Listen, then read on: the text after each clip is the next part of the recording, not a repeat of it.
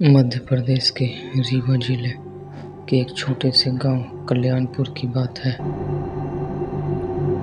गांव के बाहर सोन नदी के किनारे एक बहुत पुराना शमशान घाट था।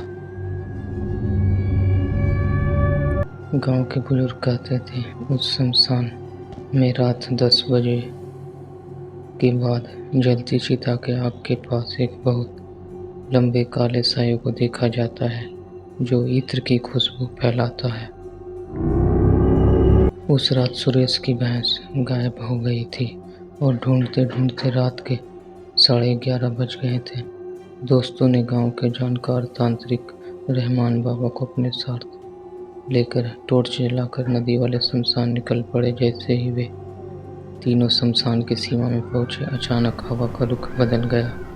शमशान की राख उड़ने लगी। बाबा ने तुरंत दोनों का हाथ पकड़ा और ठिठक कर रुक गए।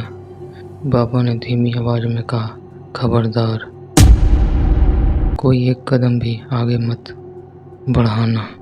यह जगह किसी इंसान या आम भूत की नहीं, बल्कि यहाँ किसी जिन का पहरा है। अचानक तेज हवा का झोंका आया और सुरेश के हाथ से लालटेन छिटक कर नीचे गिर गई।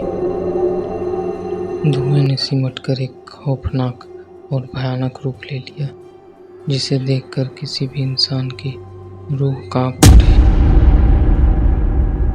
देखते ही देखते उस धुएं में से एक बहुत विशालकाय साया बाहर निकला।